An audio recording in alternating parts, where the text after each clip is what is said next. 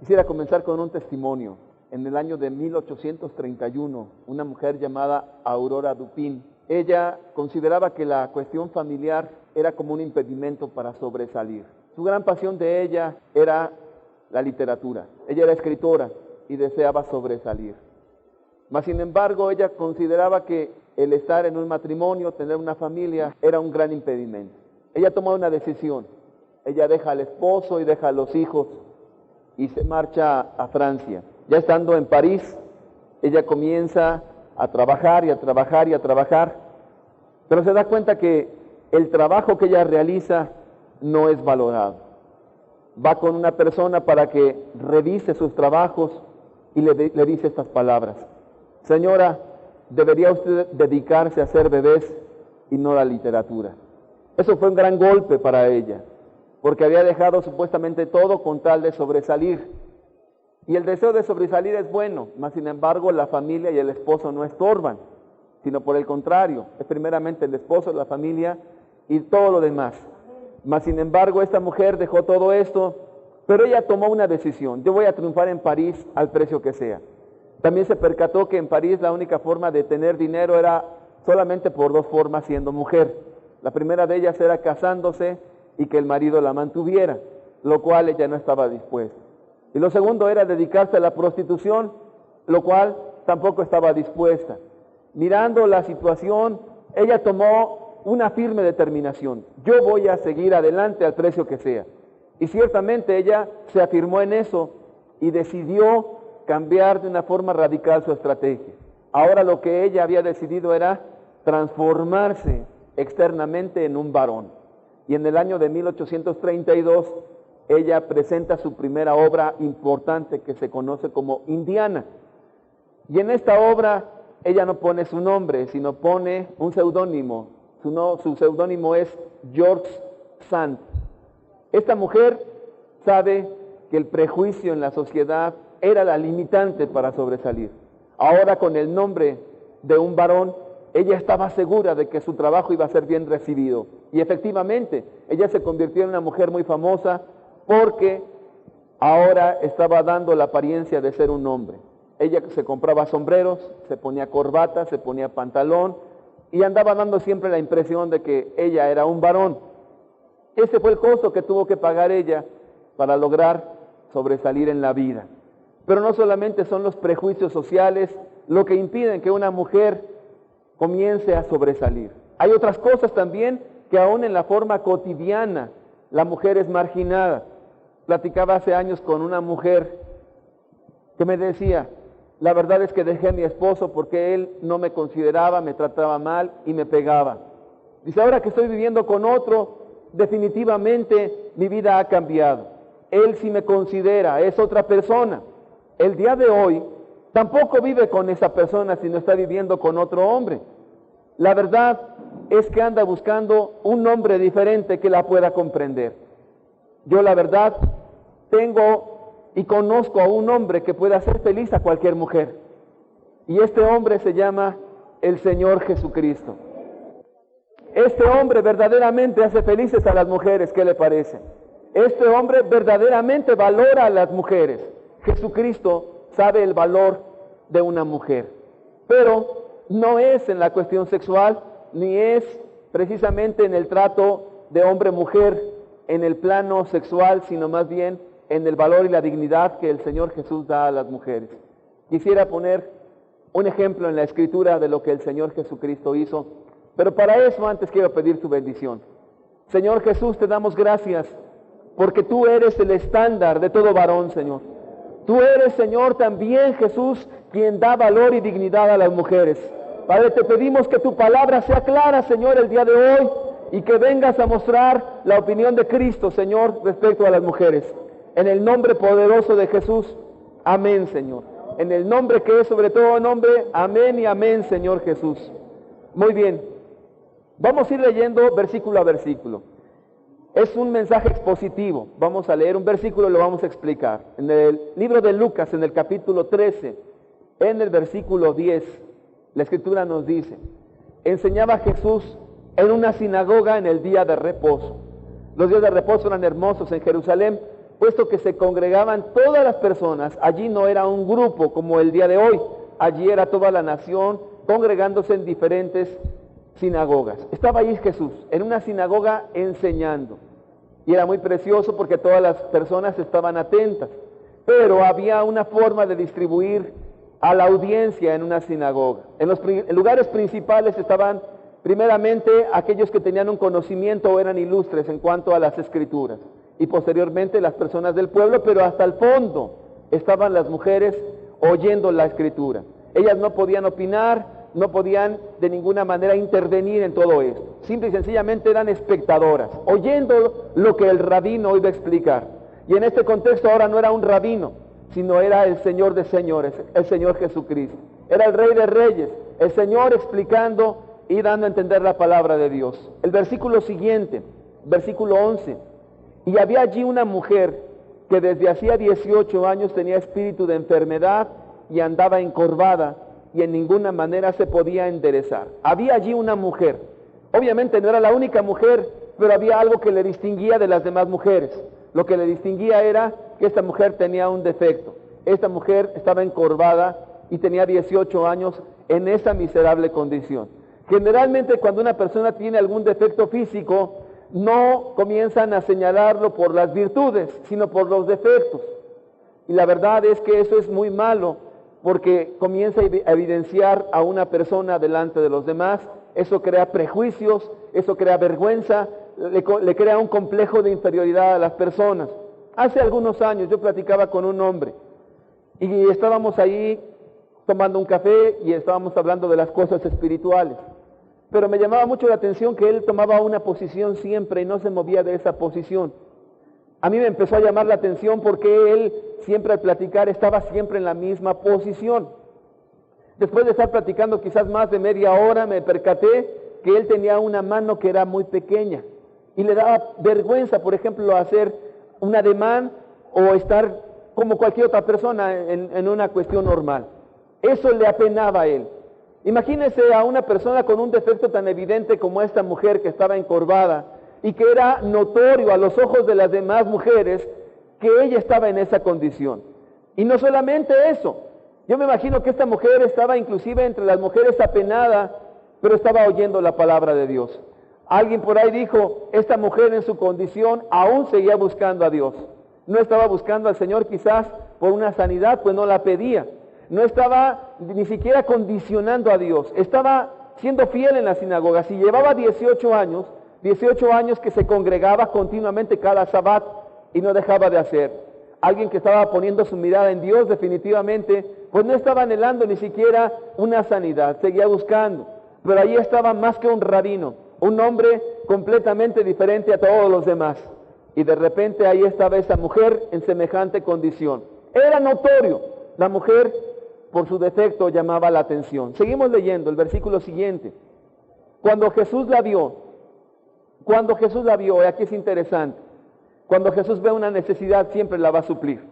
Cuando Jesús ve esa necesidad, nunca se va a hacer de la vista gorda. Jesús siempre suple la necesidad. Cuando Dios ve esas necesidades en cualquier persona, Dios nunca nos va a dejar con las manos vacías, ni nos va a decir, vuelve después, yo no tengo nada con que ayudar. Jesús la vio, Jesús ve la necesidad de cada hombre. Y también de cada mujer, porque estamos hablando de las mujeres. Entonces, Jesús al mirar a esta mujer en semejante condición, él siendo Dios, sabía que 18 años era una miseria impresionante. Sabía que esta mujer había sufrido demasiado. Entonces, el mismo Jesús la llama. Él mismo la llama. Ahora, aquí es algo maravilloso. A veces nosotros no le pedimos nada a Dios y Él ve nuestra necesidad y la suple. Yo he oído de muchos testimonios de cuando Dios ha suplido necesidades de salud, necesidades de guardarnos en un peligro, y a veces no se lo hemos pedido, porque Él es el que mira nuestra necesidad. No en vano dice la Escritura que aún no está la palabra en la boca nuestra, en la lengua, cuando Él sabe lo que le vamos a pedir, y Él sabe de qué cosas tenemos necesidad. Entonces Jesús ve a la mujer, imagínense hasta el fondo, allá yo veo una mujer en esta congregación hasta el fondo, y entonces el Señor Jesucristo la llama. Son momentos expectantes, porque nunca, ningún rabino había hecho semejante cosa. Era algo que iba a escandalizar, pues las mujeres ocupaban un segundo lugar en esta congregación y en todas las sinagogas. Entonces, imagínense, yo pienso que cuando Jesús la llamó tuvo que haber sido en público. Y entonces cuando le dijo, venga usted para acá, y esta mujer salió de entre las mujeres encorvada. Imagínate, yo creo que todas las miradas se posaron en esa mujer, todas las miradas a una. Y entonces, lentamente esta mujer va atravesando toda la sinagoga y se pone enfrente. Todos estaban quietos y callados en ese momento. ¿Qué iba a hacer este rabino? ¿Qué iba a hacer ahora este hombre que estaba enseñando la palabra de Dios con tanta autoridad? El Señor Jesús va a ella. Vamos a seguir leyendo lo que dice la Escritura. Las palabras que salen de la boca de Jesucristo son las siguientes. Mujer, eres libre de tu enfermedad. Mujer, eres libre de tu enfermedad. La palabra de Dios es viva y eficaz. Por la palabra de Dios fueron hechos los cielos y la tierra. La palabra fue dada y Dios estaba hablando en ese momento. Y puso las manos sobre ella. Hay una promesa en la Escritura a los cristianos, que si pusiere las manos sobre un enfermo sanarán. Es una promesa a los que creen. Y ella se enderezó luego. Imagínate, yo creo que eso fue impresionante. Jesús hacía cosas magníficas. Dice que sanaba mancos. Ahora sabe usted que un manco es alguien que no tiene mano. ¿Cómo sanaría Jesús a un manco? Yo no lo sé. Pero la Biblia nos dice que Jesús sanó a los mancos. Y entonces cuando platicaba yo hace poco con una persona, le dije, ¿te imaginas cómo era que Jesús sanó a un manco? Le digo, yo no me puedo imaginar cómo le iba creciendo la mano. Pero una cosa sé, impresionante, y que para Dios no hay nada imposible. Entonces esta mujer fue sanada ante los ojos de toda esa congregación e inmediatamente esta mujer se enderezó. Yo creo que la expectativa era de que todos dijeran exactamente eso: gloria a Dios, alabado sea el Señor, gloria a su nombre. Pero ¿sabe una cosa? No fueron gritos de júbilo, sino que de repente hubo un silencio en toda la audiencia. Entonces uno se queda pensando, ¿por qué no glorificaron a Dios? Vamos a seguir leyendo qué fue lo que pasó en este relato. En el versículo 14 nos dice que en lugar de que hubo un gloria a Dios, o en lugar de una alabanza espontánea, o un asombrarse, bendito sea Dios que hace señales y milagros, dice que sale de entre la sinagoga el principal, el hombre de mayor importancia, el hombre que era responsable de esa sinagoga. Yo creo que la actitud que él debió de haber tomado era de sentirse orgulloso y alabar a Dios. Bendito sea Dios que en esta sinagoga hubo tan grande y magnífica señal. Pero no, realmente él no tomó esa actitud, sino que él dice en la Escritura que cuando él salió, la Escritura dice claramente que él estaba enojado. Caray, ¿qué ofensa le hizo Dios a este hombre? ¿Cuál fue el problema? ¿Por qué se enojó? ¿Por qué estaba indignado? ¿Por qué estaba molesto el hombre? Yo creo que cualquiera era para alabar a Dios y ponerse contento. Y la verdad, yo estoy contento al leer esto porque 18 años en esa terrible enfermedad, gloria sea Cristo que tiene tanta compasión y Él hace libres a las personas de sus enfermedades. Pero el hombre estaba enojado. ¿Cuál era la razón? Y este hombre, enojado de que Jesús hubiese sanado en el día de reposo, dijo a la gente.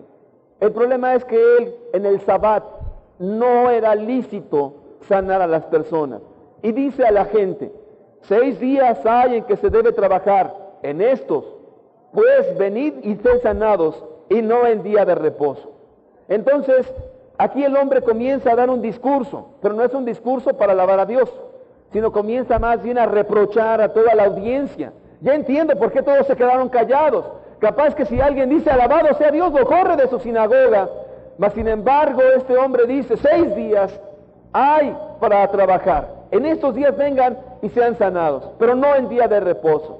Y entonces todos estaban callados. Y la pregunta que nos hacemos es ¿por qué nadie dijo nada? ¿Por qué no dijo, eso es de Dios, señal manifiesta es? Lo que pasa es que todos allí tenían un prejuicio. Todos allí tenían una forma de ver las cosas. Por eso nadie alabó al Señor Jesucristo en ese momento. Todos tenían una forma de pensamiento. Este hombre, el rabino de la sinagoga, estaba apelando a una cosa. Estaba apelando a que se estaba haciendo algo mal, que se estaba quebrantando el Sabbat judío, el día de reposo. Y entonces él estaba poniendo la ley por encima del amor a la persona. Pero la ley de Cristo se resume en amarás al Señor tu Dios con todo tu corazón, alma, mente y fuerzas, y a tu prójimo como a ti mismo. Es decir, el punto final de la ley es el amor. Pero Él había puesto la ley en primer lugar. Y déjeme explicarle un poquito qué significa eso. Vamos a apagar el acetato para no distraernos. ¿Qué significa eso? Bueno, para los rabinos y los judíos que se congregaban allí, la ley implicaba al menos 4 cosas. La primera de ellas implicaba que se estaba hablando de los 10 mandamientos. Y efectivamente ahí dicen los 10 mandamientos que hay que guardar el día de reposo y santificarlo. Mas sin embargo no dice que no se sane. No hay una implicación al caso. También para los judíos hay otra forma de considerar a la ley. A la ley también se le considera por el Pentateuco, los primeros 5 libros de la Sagrada Escritura. Pero tampoco hace una referencia a esto. Y a una tercera es que prácticamente la ley es todo el Antiguo Testamento o el Antiguo Pacto. Pero tampoco hay una cláusula específica de no sanar en el día de reposo. Al contrario, el libro de Isaías dice que es necesario hacer el bien. Mas sin embargo, hay otra ley, otra interpretación de la ley según la perspectiva judía, que es los comentarios a esa ley. O más bien, la cuestión de la ley que le conocen como la ley oral. Esa ley oral era la interpretación y se iba pasando de generación en generación, pero eso se hacía una costumbre. Más adelante esa ley oral se le conoce como la Misná, y en esa Misná hay una interpretación, pero es difícil saber porque ahí son más de 80 páginas con todas las supuestas interpretaciones orales, pero era algo sumamente difícil. Aparte de la famosa Misná, hay otros comentarios a la ley oral. A esos comentarios se le conoce como el Talmud. Y ese Talmud también es una serie de explicaciones a las mismas explicaciones. De tal manera que allí es donde el rabino había tomado esto de la ley oral, no de la Sagrada Escritura. Y entonces, al tomarlo de la ley oral, prácticamente lo estaba aplicando de una forma general.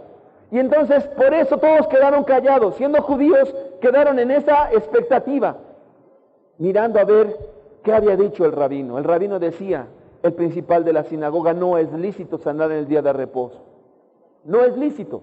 No es permitido que la gente sea bendecida de esa manera en el día de reposo. De hecho, allí precisamente en el Talmud dice que una persona no puede ser sanada en el día de reposo, sino que la persona solamente si se agravara o estuviera en una condición de vida o muerte se podría hacer algo por él. E inclusive dice que una herida no la puedes tapar con un ungüento, sino solamente con un algodón por cuanto no pesa. Y se vuelve una situación interminable de comentarios. Entonces todos en la sinagoga estaban solamente mirando, tanto a Jesús, la persona sanada, y ahora el principal de la sinagoga. Pero el principal de la sinagoga una cosa había.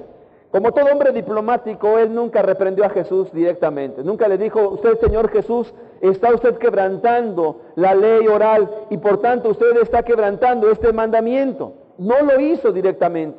Tampoco le dijo a la mujer, a ver, tu mujer, tú sabes que no puedes pasar acá a ser sanada en el día de reposo. Sino que fue una cuestión más que evasiva, como una especie de intimidación general. 6 días hay en los cuales pueden trabajar y ser sanados, mas el día de reposo no puede ser así. Y entonces, en toda esta situación había una expectativa. ¿Qué iba a responder Jesús? ¿Le iba a dar una interpretación teológica correcta? ¿Le iba a decir, mira, es que la ley dice esto? ¿Qué le iba a decir? ¿Cuáles eran las palabras sabias que Cristo les iba a dar a esta persona? Y a toda la audiencia, porque ahí estaban todos a la expectativa de qué era lo que iba a hacer en esta situación.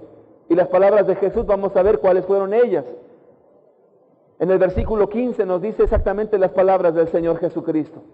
Entonces el Señor le respondió y dijo, mira, te voy a explicar lo que dice la ley según el contexto del Antiguo Pacto. No, la palabra que salió de la boca de Jesucristo al principal de la sinagoga fue, hipócrita, hipócrita, y le dijo delante de todos.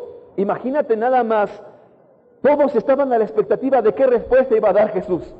Y lo que salió de su boca fue, hipócrita, hipócrita. Yo creo que esa palabra sacudió a toda esa congregación. ¿Y por qué la sacudió? Porque el Señor Jesucristo después comienza a explicar lo siguiente. Cada uno de vosotros, refiriéndose a toda la audiencia, cada uno de ustedes que vienen aquí al Sabbat y vienen a congregarse a la sinagoga, cada uno de ustedes no desata en el día de reposo su buey o su asno del pesebre y lo lleva a beber.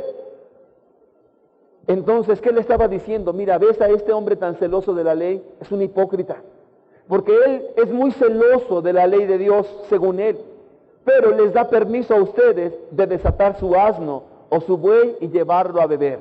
Allá en Israel el agua escasea, por tal motivo los ríos quedan lejos, y para llevar a beber un asno o a un buey, a veces tenía que caminar kilómetros la persona con el animalito, y luego regresarlo otra vez al pesebre.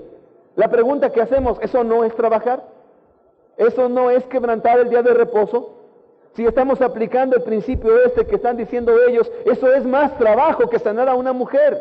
Y entonces Jesús le está diciendo a toda la audiencia, ustedes son unos hipócritas porque juzgan con dos varas, porque les es más valioso un buey o un asno que la vida de una persona, y cuánto más una mujer. Entonces Jesús vino e hizo trizas todo lo que estos habían tomado como algo, como una ley o como algo que se debía de respetar. Jesús lo hizo pedazos. ¿Sabe por qué?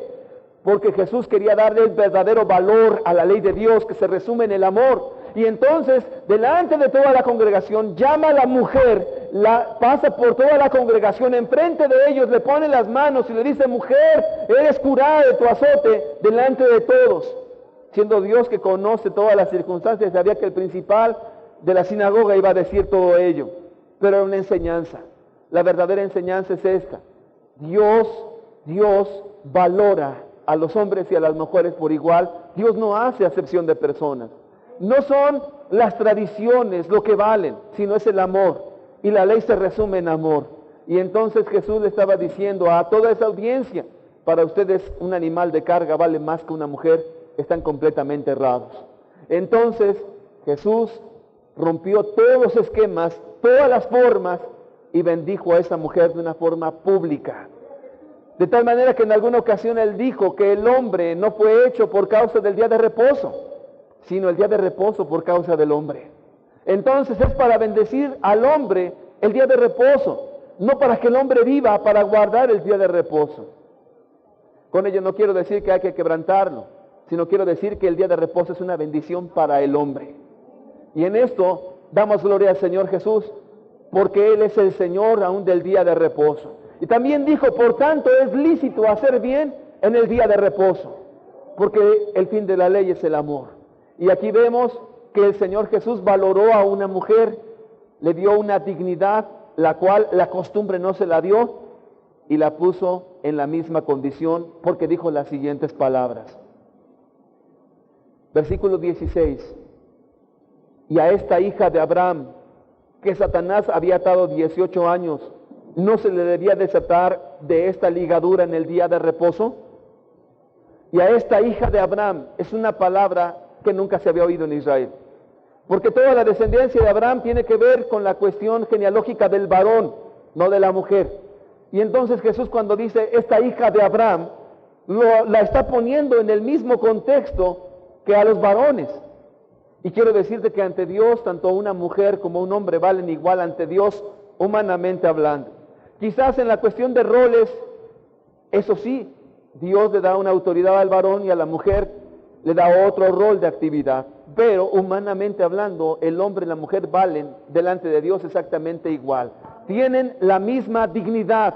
Tú eres hijo de Abraham, le dijo al judío, esta también es hija de Abraham. Entonces, en Dios no hay hombre ni hay mujer.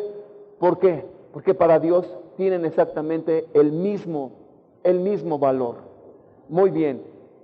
Seguimos leyendo. Al decir estas cosas, se avergonzaban todos sus adversarios. ¿Por qué se avergonzaban? Porque sabían que estaban errados. Porque sabían que de plano se habían olvidado realmente del principio de la Escritura y que estaban viviendo ahora solamente por preceptos humanos. De tal manera se avergonzaban que al mirar a esta mujer enderezada era una reprensión a su conciencia. Pero todo el pueblo se regocijaba por todas las cosas gloriosas hechas por él. Y yo alabo a Dios porque Él vino a poner las cosas en su justo orden. Él en verdad hizo cosas preciosas, cosas gloriosas, cosas maravillosas, cosas dignas de alabar, cosas dignas de glorificar. Por cuanto Él es Dios, Él vino a poner las cosas en su justo orden. Pero esta forma de ver las cosas no solamente es una cuestión religiosa, sino también es una cuestión cultural. En nuestros días la mujer es marginada, la mujer es vista con otros ojos, no como Cristo las veía. Por ejemplo, hoy en día la mujer es vista como una sirvienta, como alguien que tiene que dedicarse a la labor doméstica y nada más. El hombre, por su autoridad y porque él mantiene el hogar, se ve como que dueño de la mujer. La maltrata, piensa que le puede pegar y no hay problema, piensa que la puede humillar, piensa que con sus palabras hirientes puede él hacer y deshacer con ella, pero eso es un abuso, eso no está Dios de acuerdo, porque Dios da una dignidad a la mujer de una forma especial. En el libro de Gálatas capítulo 3, en el versículo 28 nos dice: ya no hay judío ni griego, no hay esclavo ni libre, no hay varón ni mujer, porque todos vosotros sois uno en Cristo Jesús. Las mujeres son coherederas de la gracia en Cristo Jesús. Es decir, Dios las ve igual. Tanto valor tiene un varón, tanto valor tiene la mujer delante de Dios. Entonces no es el movimiento feminista, ni es otra cosa, sino es Dios mismo dándole el valor que merece la mujer en el contexto familiar. Tan es así que muchas personas se han levantado a criticar la forma de pensamiento y la cultura en la que nos desenvolvemos. Y en México el machismo que está tan arraigado, donde los hombres que son borrachos golpean a las mujeres, Dios reprueba completamente esa forma y esa actitud de ver las cosas. Una mujer llamada la doctora Laura Schlesinger, ella dice que las mujeres, muchas de las veces en el trasfondo lo que hay cuando se dejan golpear por un marido, cuando se dejan insultar, cuando se dejan humillar, cuando el marido hace lo que quiere con ellas, dice, muy en el fondo lo que hay en estas mujeres es un complejo de inferioridad, y definitivamente es que ellas han tomado esa idea de que son insignificantes, la han creído y piensan ahora que el marido les puede golpear, las puede humillar, y dice, hay algunos casos tan terribles en los que las mujeres aguantan inclusive el adulterio abierto del marido. El hombre desvergonzado dice, si ando con aquella mujer, ¿y qué? Y entonces llega el grado que la mujer pierde tanto la dignidad que llegan a hacer comentarios, pues ¿qué importa? Mi marido me salió mujeriego. ¿Qué importa si mi marido anda con otra mujer con tal de que no falte el gasto, con tal de que no falte esto? Y muchas mujeres a sabiendas de que su marido anda de adúltero, no toman cartas en el asunto.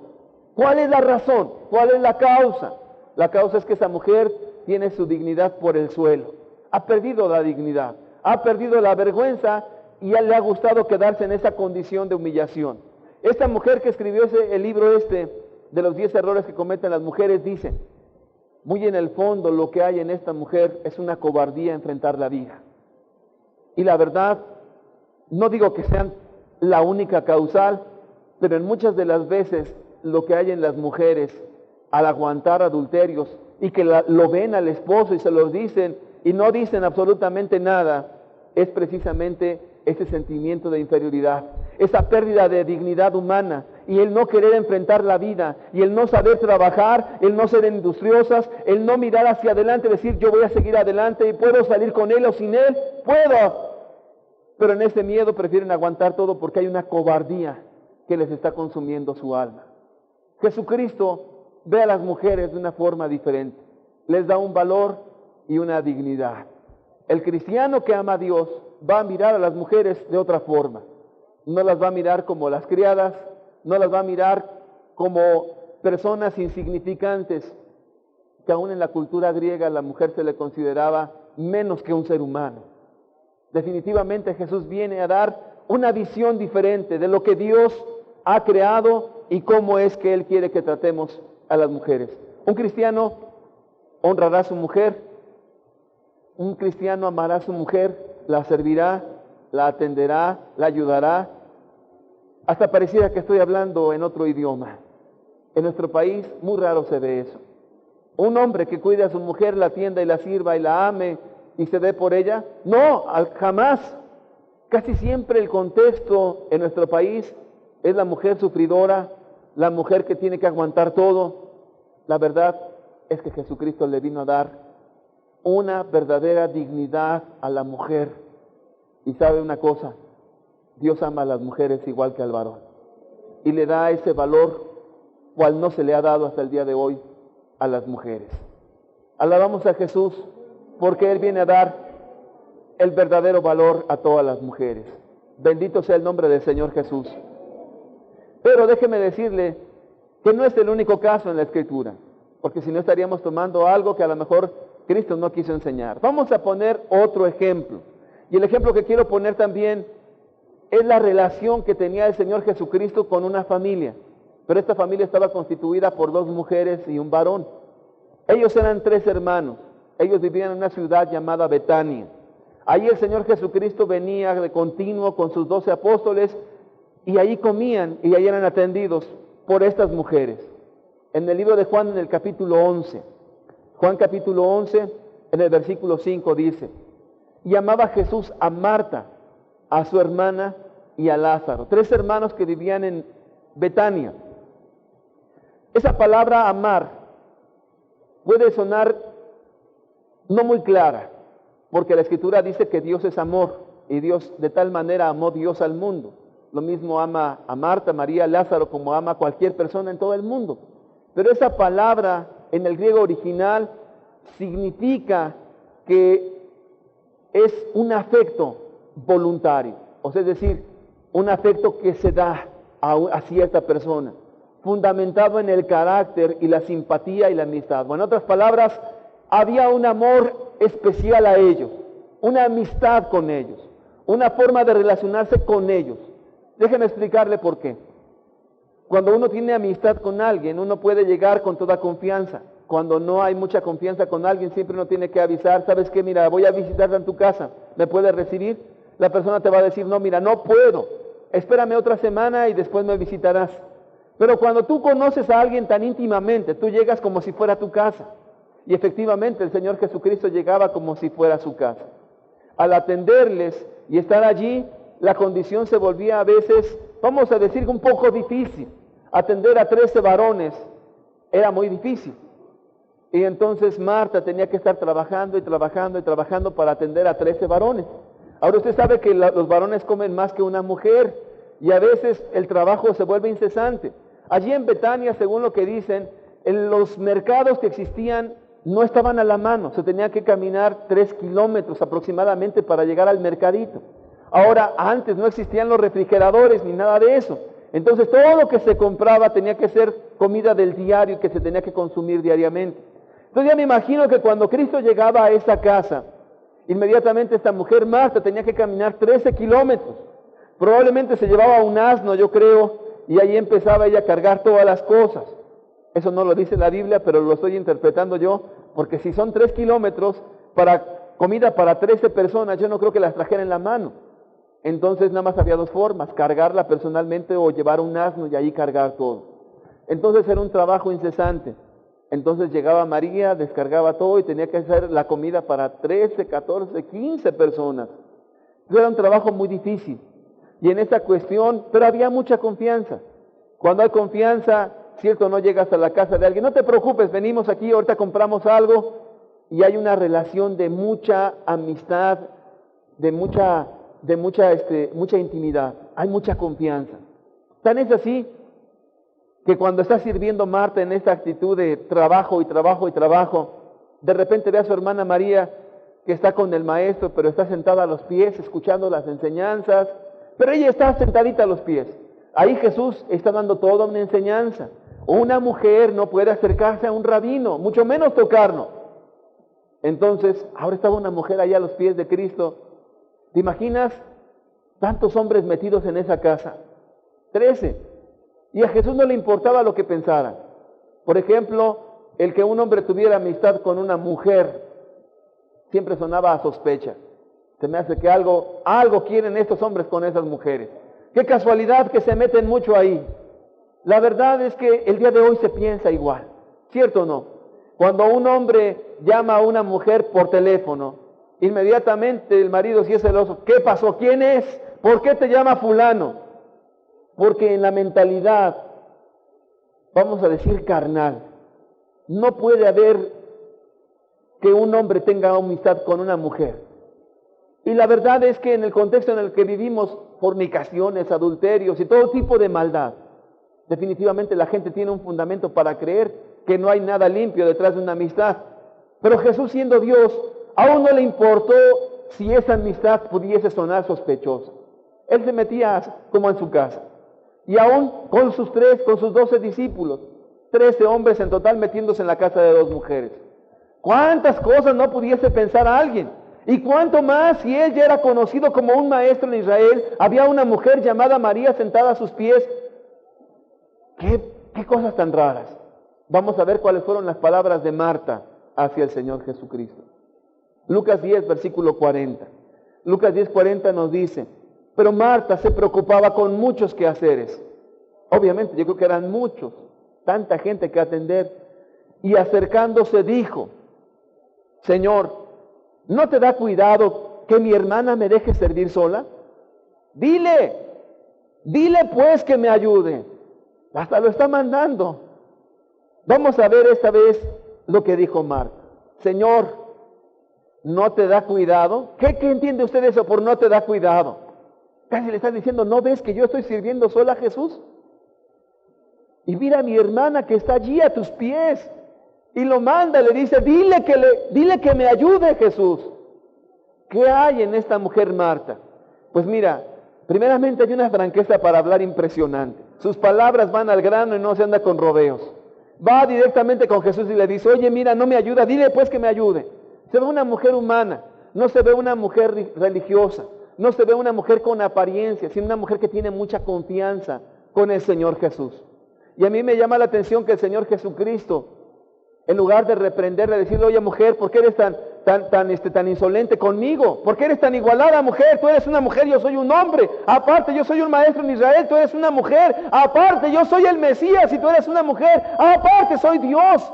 Pero no le dice nada de eso, sino que las palabras de Cristo son las siguientes. Dice que María ha tomado la mejor parte, la cual no le será quitada.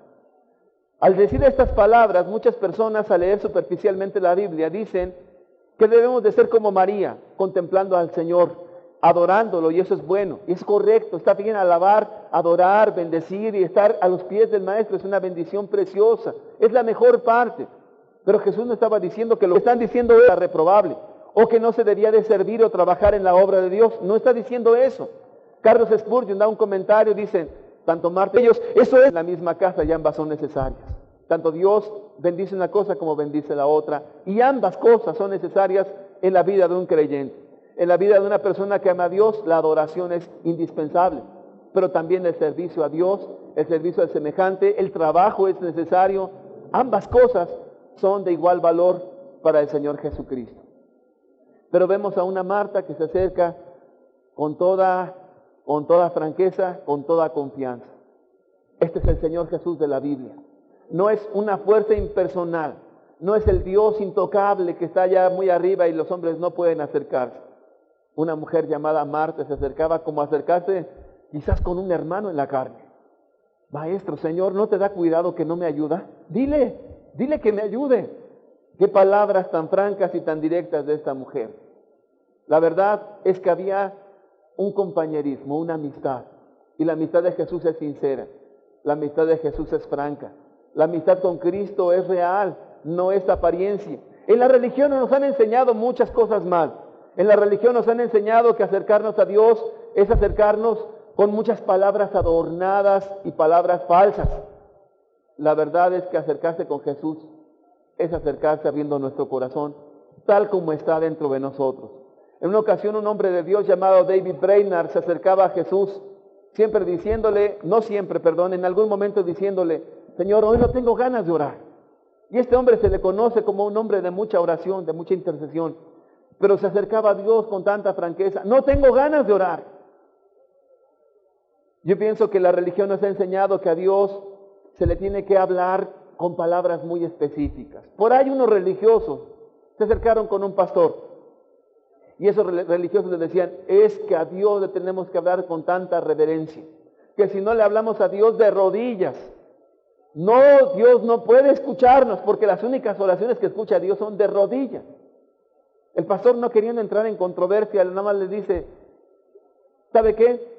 La verdad yo me pregunto entonces cómo le habría hecho Jonás para arrodillarse ahí en el vientre del pez.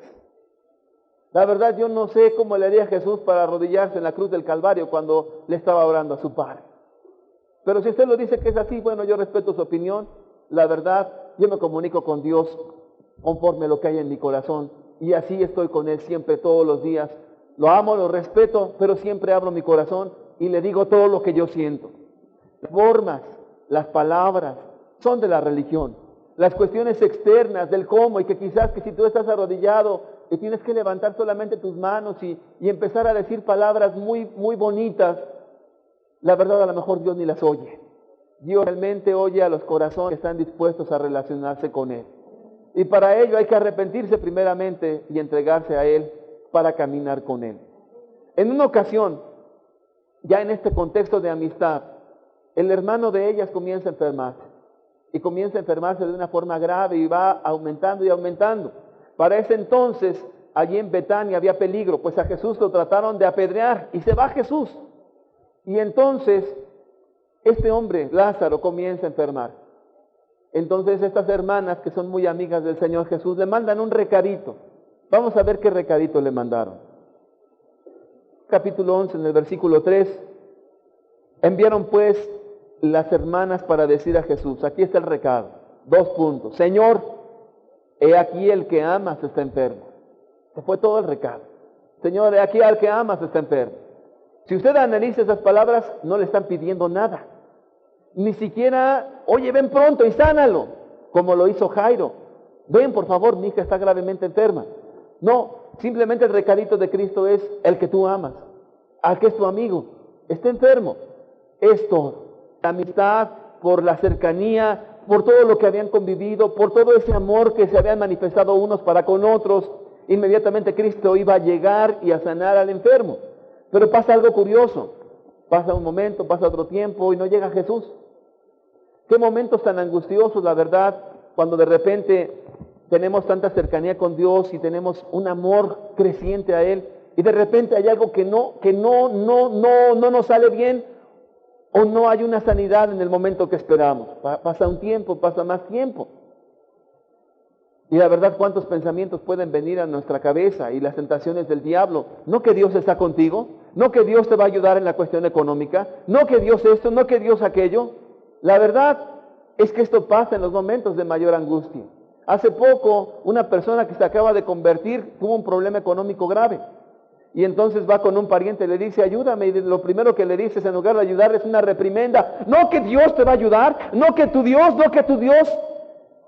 Como que estas cosas le abaten, porque los comentarios de las personas siempre son en contra de Dios cuando nos va mal en alguna situación. Pero la Escritura nos dice que todas las cosas ayudan a bien a los que aman al Señor Jesús. Todas las cosas, sean buenas o sean malas, todas las cosas ayudan a bien a los que aman al Señor Jesús. Pero hay comentarios, en Juan 11:37, ¿qué comentarios le hacían a ellas? Y algunos de ellos dijeron, no podía que abrió los ojos al ciego, haber hecho también que Lázaro no muriera. ¿No podía Y que en ese tono despectivo, ¿no podía que sanó también al ciego, también sanar a tu hermano? Así es lo que se recibe de la gente incrédula. Ese es el pensamiento del incrédulo. Siempre buscando sacarle ventaja a Dios. Siempre procurándole sacar la sanidad, o a ver qué le saco a Dios, o que me ayude, o que me bendiga, pero a ver qué me dé Dios, si no, no es Dios. Pero estas mujeres no le pidieron nada. Señor, al que amas está enfermo. Finalmente viene la cuestión más trágica. Se muere Lázaro. ¡Qué golpe tan grande para la fe de un discípulo! Un golpe fortísimo. Se murió. Y ya al morir, pues se acabó toda esperanza. Así como le dijeron a Jairo, ya no molestes más al maestro, tu hija ha muerto. Ya no hay esperanza. Pero, ¿por qué habrá tardado tanto el Señor Jesús? ¿Habrá sido casualidad? Nos ponemos en un dilema. Todas las personas que han comentado respecto a este pasaje dicen que no era, sino que Jesús estaba sujeto a la voluntad del Padre más que eso. Y entonces no es que le gustara el sufrimiento, ni es que estuviera tardándose para hacer sufrir más. Simple y sencillamente estaba sometido a la voluntad del Señor. Voluntad ¿Cuál era? Vamos a ver en la Escritura, Juan capítulo 1. Jesús quería darle que Jesús estaba sujeto a la voluntad del Padre más que eso. Y entonces no es que le gustara el sufrimiento, ni es que estuviera tardándose para hacer sufrir más. Simple y sencillamente estaba sometido a la voluntad del Señor. 11:4 nos dice: oyéndolo Jesús dijo, ¿qué oyó? Lo del mensaje de que estaba enfermo Lázaro. Esta enfermedad no es para muerte. Pero caray, si ya se murió. No es para muerte, sino para que la gloria de Dios, para que el Hijo de Dios sea glorificado por ella. Aquí hay una cuestión hermosísima. Para que Dios sea glorificado en esa enfermedad. Cuando Job enfermó y cuando a Job le vinieron todas las desgracias, Job no había pecado, Job permanecía fiel a Dios en la fe, Job era un hombre temeroso de Dios, recto y apartado de mal. Mas sin embargo le vinieron desgracias. Y cuando hay una enfermedad, los judíos tenían esta creencia, que toda enfermedad, toda, era producto del pecado o de alguna cuestión mala en la persona. Era un juicio de Dios inminente. Hay verdad en ello, pero no todas las enfermedades son producto de un juicio de Dios. Pues Timoteo estaba enfermo del estómago y no era un juicio de Dios. Timoteo tenía un aguijón en la carne y no era un juicio de Dios. Eliseo murió de una enfermedad y no era un juicio de Dios. Hay enfermedades en las cuales Dios se glorifica. Cuando Satanás viene y Dios le dice, no has considerado a mi siervo así, así, así, así. Y entonces Satanás le dice, pues tu siervo te sirve por esto y esto y esto y esto.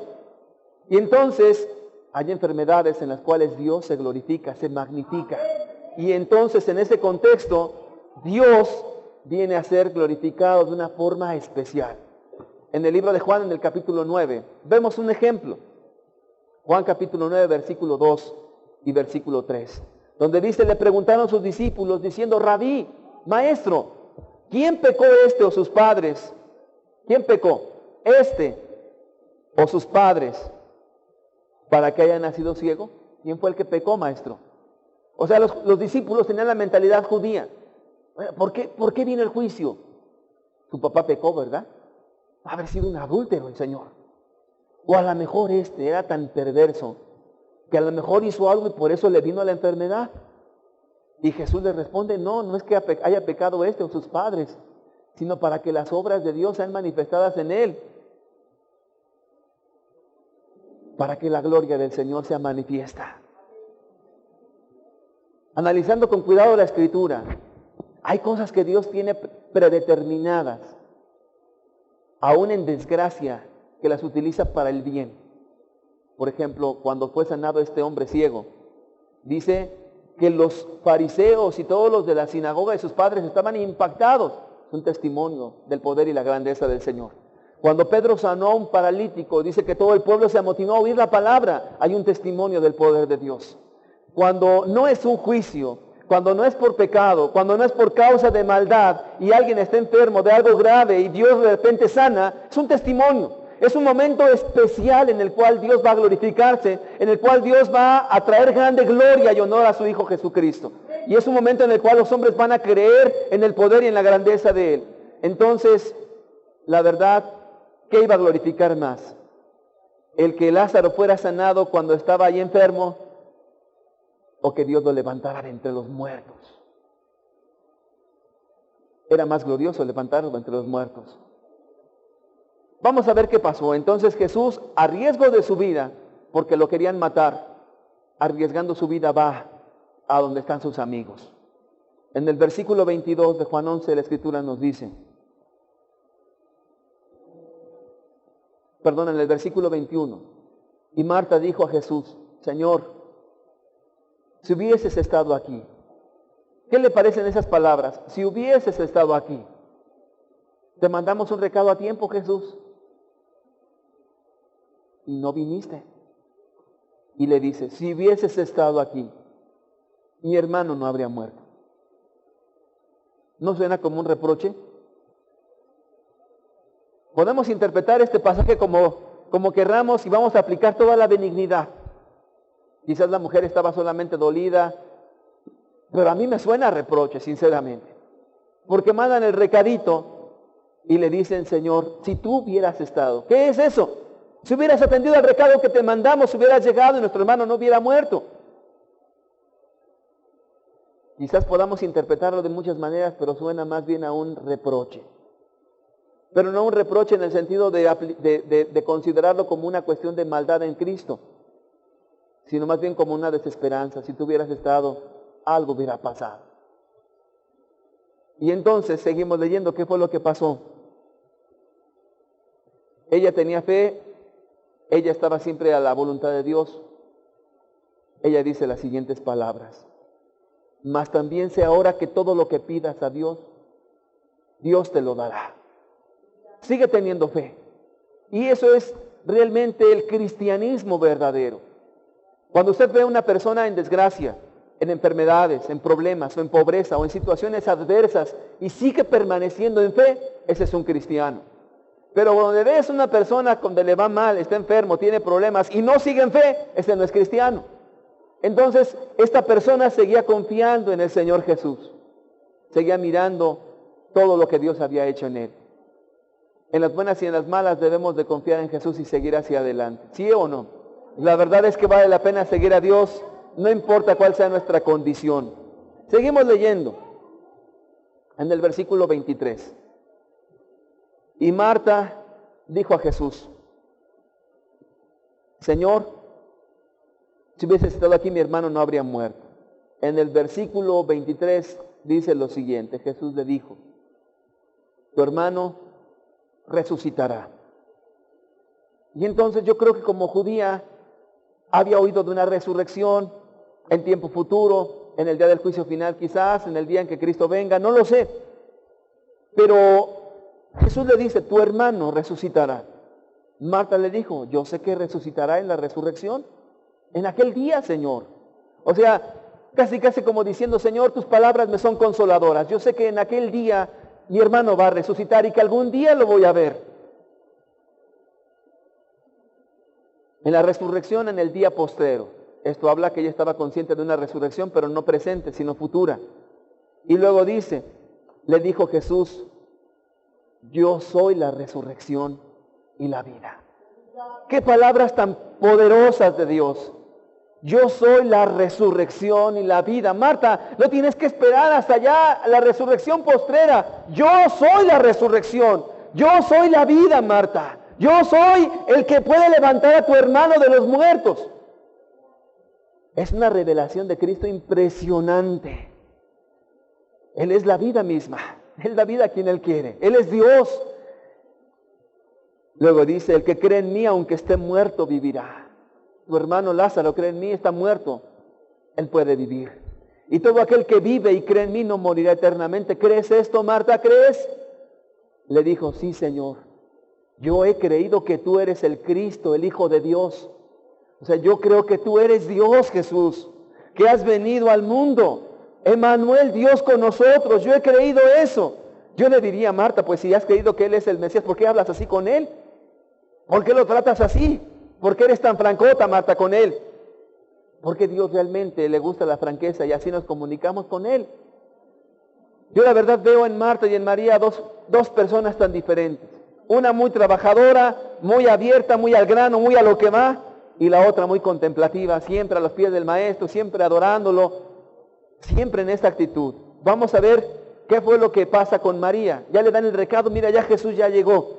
En el versículo 32 dice, María cuando llegó a donde estaba Jesús al verle, ¿qué crees que hizo María? Al verle, no fue como Marta, ¿sabes qué, Señor, esto? Inmediatamente se postró. Dos actitudes totalmente diferentes. Muy espiritual María, muy trabajadora Marta. ¿Amaba Marta a Jesús? Sí lo amaba. María amaba a Jesús? Sí lo amaba. Jesús le mostró una revelación gloriosa de quién era Él. Yo soy la resurrección y la vida. El que cree en mí, aunque esté muerto, vivirá. Y el que cree en mí y está vivo, no morirá eternamente. ¿Crees esto, Marta? Sí, yo sé. Yo creo, Jesús, que tú eres el Cristo, el Hijo de Dios. El que ha venido al mundo. Qué revelación tan grande. Aquí nos habla, obviamente, que Marta recibió esa revelación. Pero llega María, la dulce María, otra vez. Y ve a Jesús y se postra. Pero también le dice las mismas palabras, diciéndole, Señor, si hubieses estado aquí no habría muerto mi hermano. Las mismas palabras de Marta. Y aquí vemos algo maravilloso del Señor Jesús. Entonces Jesús, al verla llorando, y a los judíos que la acompañaban también llorando, se estremeció en espíritu y se conmovió. ¿Qué es eso de que se estremeció? Él mismo se conmovió. Cuando usted va a un velorio y ve a la gente llorando, usted inmediatamente siente algo igual que ellos. Y comienza usted a querer llorar y siente lo mismo. Y uno se quiere contener cuando ve las lágrimas de toda la gente y el dolor y el sufrimiento y se aguanta. Y hay veces que le dice uno, Dios ayúdame, porque si no también voy a poner a llorar con ellos. Jesús se conmovió en el versículo 34 y dijo, ¿dónde le pusiste? Le dijeron, Señor, ven y ve. En el versículo 35, cuando ve dónde estaba su amigo Lázaro, Jesús lloró. Jesús lloró. Jesús fue conmovido. ¿Te imaginas a Jesucristo llorando?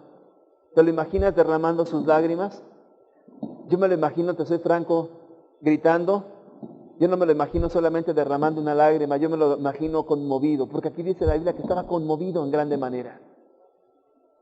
¿Has visto llorar a alguien muy conmovido? Yo me imagino a Jesús llorando de esa manera.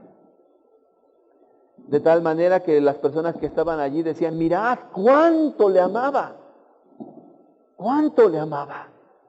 ¿Por qué esa cuantificación? Al mirar cómo Jesucristo estaba tan conmovido, llorando, quizás gritando y estremecido en grande manera. Al mirarlo la gente decía, mirad cuánto le amaba. Quiere decir que este hombre, que es Jesús, que es verdaderamente hombre y verdaderamente Dios, estaba conmovido en grande manera. Cuánto le amaba, cuánto le amaba. En el versículo 38 dice, Jesús profundamente conmovido. ¿Qué dice? Otra vez. Quiere decir que lloró en un momento, estaba conmovido, se contuvo y otra vez volvió a conmoverse. Era una persona y sigue siendo una persona. Él se conduele de todo sufrimiento humano. Y a sus amigos que los ve sufrir, Jesús mismo se conduele y también llora. Y vuelve a conmoverse Jesús. Cuando a un cristiano le pasa alguna desgracia, Jesús llora con él. Jesús se conmueve con él. Qué ciegos estamos si nosotros pensamos que en nuestro sufrimiento Dios no está sufriendo con nosotros. Dios sufre con nosotros. Jesús se conmueve con nosotros. Jesús derrama lágrimas con nosotros. Jesús se conmovió. Y vino al sepulcro. Era una cueva y tenía una piedra puesta encima. En el versículo 40 Jesús le dijo, ¿no te he dicho que si crees verás la gloria de Dios? Nunca te va a desamparar Jesús, mujer. En tus angustias, en tus enfermedades, en tus problemas. ¿No te he dicho que si crees verás la gloria de Dios? Entonces quitaron la piedra donde había sido puesto el muerto y Jesús, alzando los ojos en lo alto, dijo, Padre, gracias te doy por haberme oído. Yo sabía que siempre me oyes, pero lo dije por causa de la multitud que está alrededor, para que crean que tú me has enviado. Cada cosa la prepara el Señor, cada problema, cada situación, cada enfermedad. Hay una nube de testigos mirando tu fe, mirando todo en cuanto estás glorificando a Dios. Y cuando Dios hace un milagro, es una señal a todos los que le rodean, para que crean y entiendan que Jesucristo es Dios y que Él sana y Él salva y Él es poderoso. Esto lo hizo para que creyeran en Él. Y Dios hace señales, maravillas y prodigios grandes para que creamos que Él es Dios. Bendito sea el nombre del Señor Jesús. Y habiendo dicho esto, clamó a gran voz, Lázaro, ven fuera. Y el que había muerto salió atado a las manos y los pies con vendas y el rostro envuelto en un sudario. Jesús le dijo, desatarle y dejarle ir. Desatarle y dejarle ir. Las obras de Dios son maravillosas, son magníficas y son grandes. Siempre roguemos al Señor, Señor, en todo lo que me pase en mi vida, si yo te amo, Señor, no permitas que te deshonre, Señor, porque es una oportunidad de glorificar tu nombre. Es una oportunidad de decirte cuán grande y poderoso eres tú, Señor. Jesús resucitó a su amigo y tenía a sus dos amigas, a Marta y a María.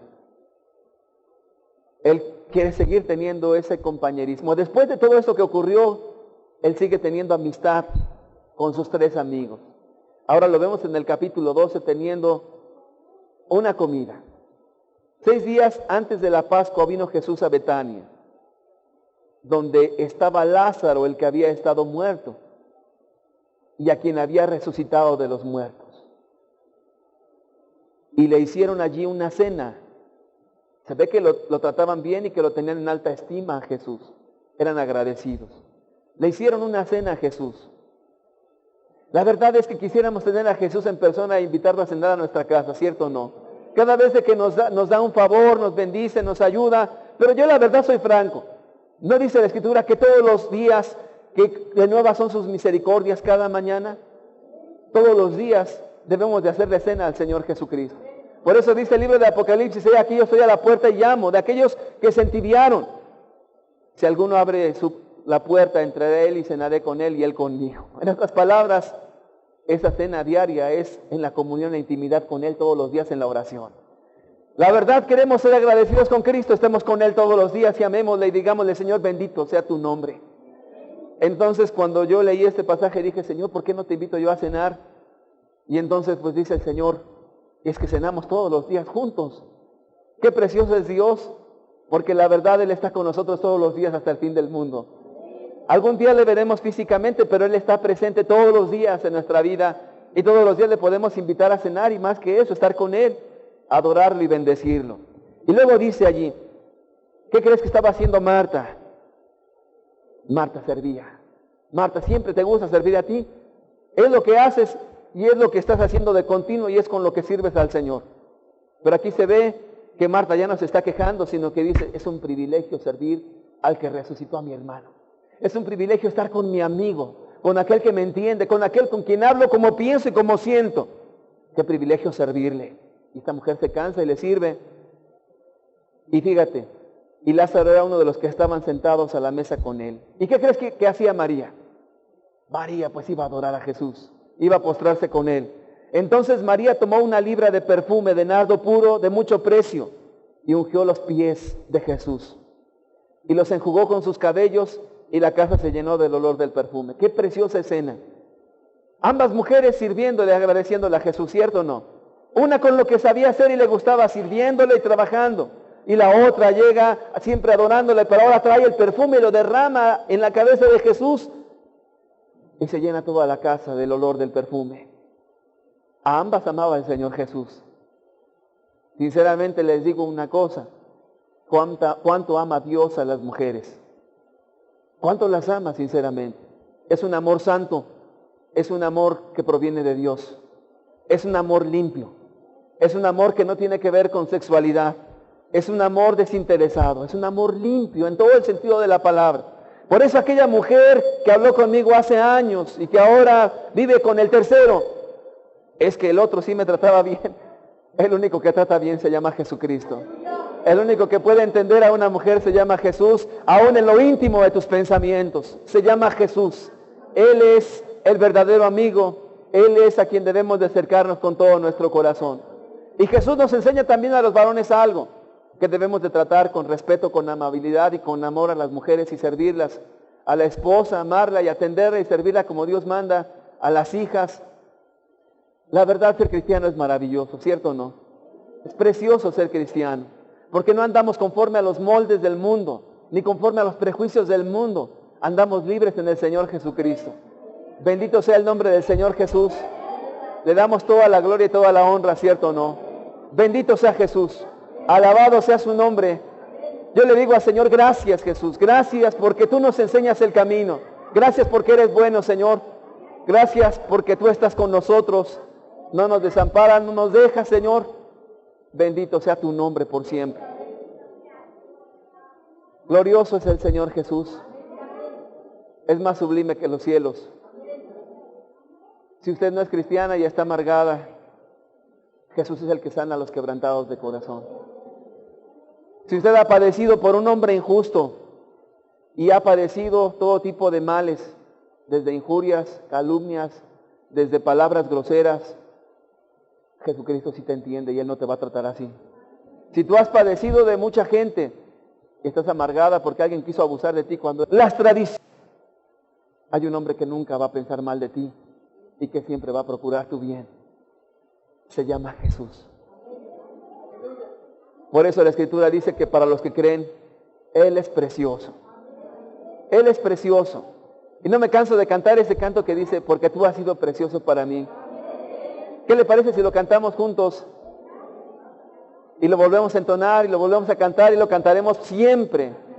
Porque Él es magnífico, Él es maravilloso. Decir a Jesús, dígaselo. Todo lo que quieras decirle a Jesús, díceselo. Alábale a Él.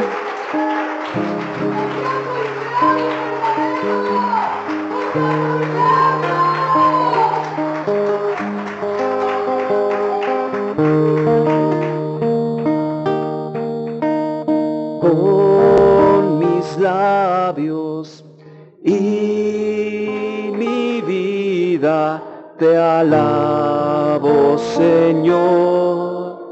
Te alabo, Señor. Yo te alabo, Señor.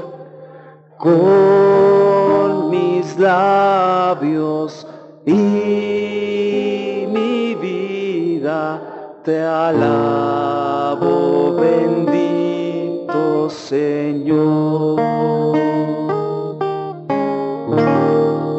Porque tú has sido precioso para mí, precioso, muy precioso para mí, Señor, precioso para mí, porque tú, solamente tú, Señor, has sido y serás precioso para mí, Señor.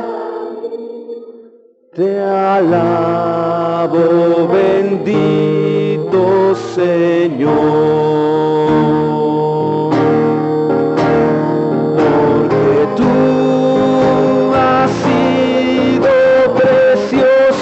Para mí, precioso para mí, muy precioso, Señor,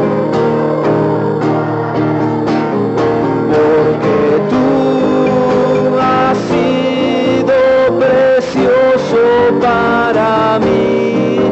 Te alabo, bendito Señor, te alabo, Señor, porque tú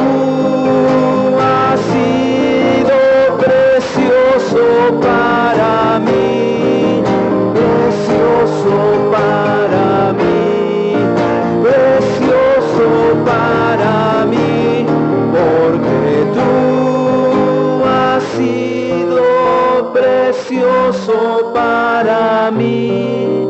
Te alabo, bendito Señor. Porque tú eres el Dios que hace maravillas, Señor. Tú eres el Dios que nos ama, Señor. El que ha tenido a bien, Señor, sacarnos de las tinieblas a la luz. Que nos enseñas el camino, Jesús, y nos muestras tu poder de continuo, Señor. Creemos en un Dios vivo y verdadero, Señor. Pues tú eres Dios de vivos y no de muertos, Señor. Alabado sea tu nombre, Señor.